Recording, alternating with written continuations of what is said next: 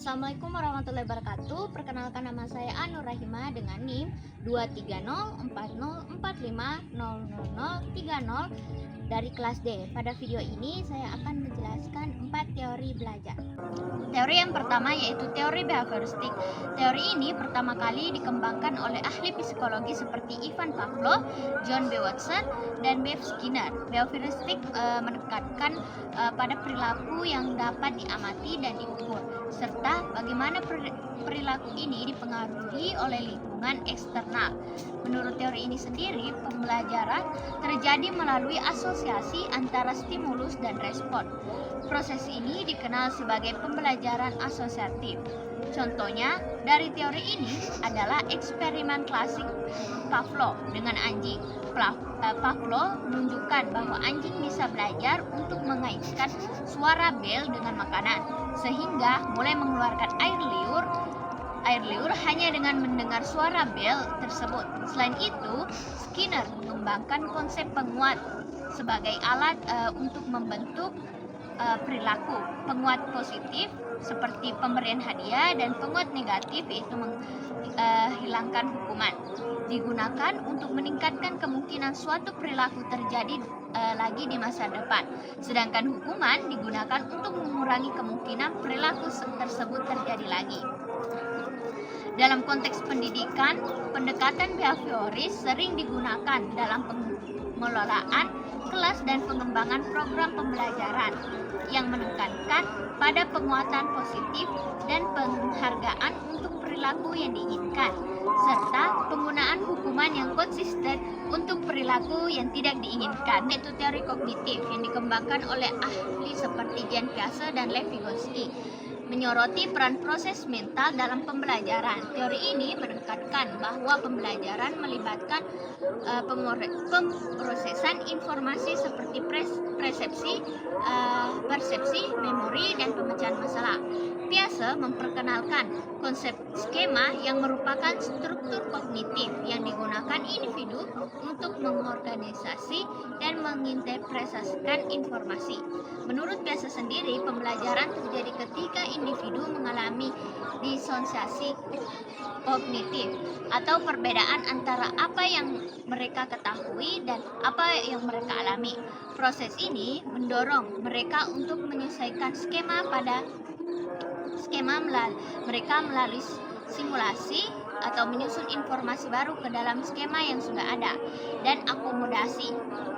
Vygotsky sendiri menekankan peran interaksi sosial dan pembelajaran.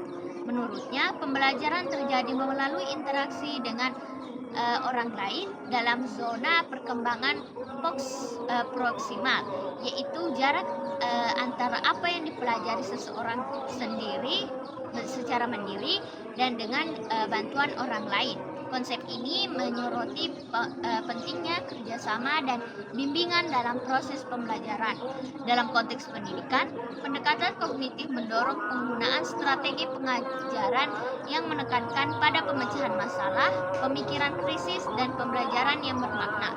Guru sering mendorong siswa untuk membangun pengetahuan mereka sendiri melalui eksplorasi, refleksi, dan diskusi. Teori behavioristik. Teori ini menekankan peran stimulus eksternal dan respon yang dihasilkan dan pembentukan perilaku. Ini menekankan pembelajaran yang terjadi melalui pengalaman langsung dan dengan lingkungan.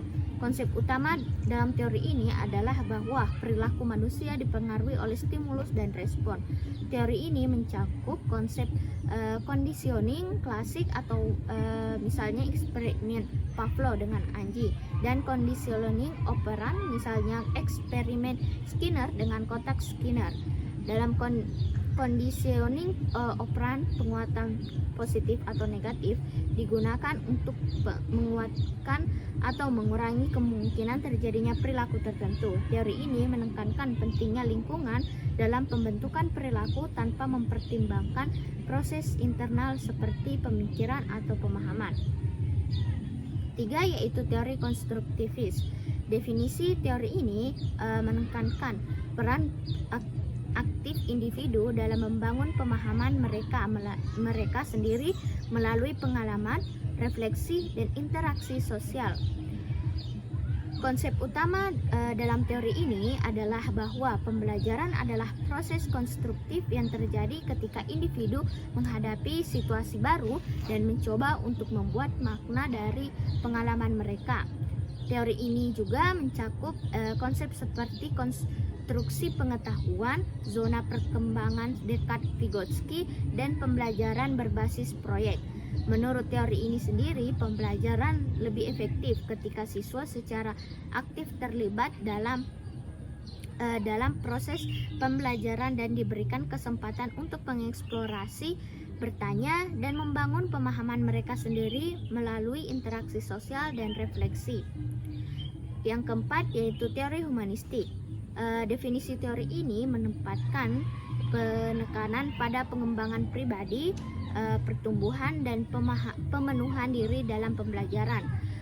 Konsep utama dalam teori ini adalah bahwa individu memiliki dorongan intrinsik untuk tumbuh dan berkembang secara penuh.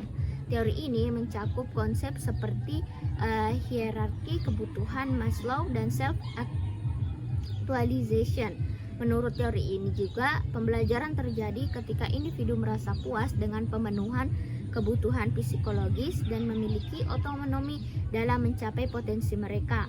Pendekatan pembelajaran yang menekankan pada kemandirian, penghargaan, dan tanggung jawab pribadi seringkali lebih sesuai dengan prinsip-prinsip teori humanistik.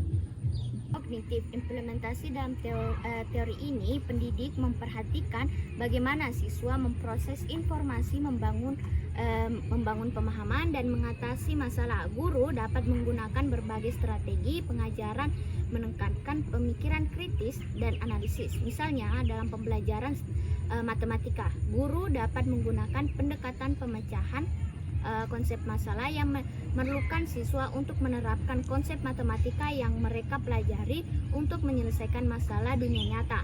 Teknologi pendidikan seperti perangkat lunak pembelajaran adaptif juga dapat disesuaikan dengan tingkat pemahaman dan kebutuhan belajar masing-masing siswa.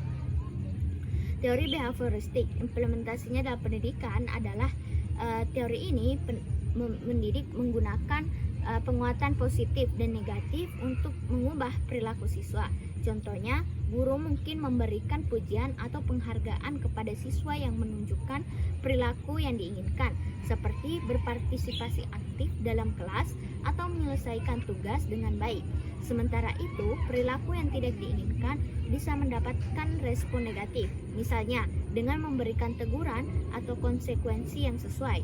Sistem poin atau penghargaan juga diterapkan untuk memberi insentif kepada siswa untuk mencapai tujuan tertentu. Teori konstruktif implementasinya dalam pendidikan adalah dalam teori konstruktif ini, pendidik memberikan peran aktif kepada siswa dalam pembelajaran. Guru tidak hanya menjadi sumber pengetahuan, tetapi juga fasilitator yang membantu siswa membangun pemahaman mereka sendiri melalui pengalaman langsung dan refleksi. Contohnya dalam pembelajaran sejarah, guru dapat menggunakan metode pembelajaran berbasis masalah di mana siswa harus menyelesaikan dan menganalisis berbagai sumber informasi untuk menciptakan pemahaman mereka sendiri dengan topik tertentu. Diskusi ini juga dapat berbagai kelompok dan proyek kolaboratif juga, dan bisa digunakan untuk memfasilitasi pembelajaran siswa secara aktif. Keempat, teori humanistik. Implementasinya dalam pembelajaran yaitu pendidik mengakui kebutuhan individu untuk diakui, dihargai, dan berkembang secara pribadi. Guru menciptakan lingkungan kelas yang mendukung perubahan pribadi dan kemandirian siswa. Ini bisa dilakukan dengan memberikan umpan balik dan yang positif dan konstruktif kepada siswa, mendorong mereka untuk merenungkan dan memperbaiki kinerja mereka sendiri. Penggunaan pembelajaran berbasis proyek atau kegiatan ekstrakurikuler juga bisa membantu siswa menjelajah minat dan bakat mereka sendiri, serta mengembangkan keterampilan yang diperlukan untuk sukses di dunia nyata. Sekian dari saya. Wassalamualaikum warahmatullahi wabarakatuh.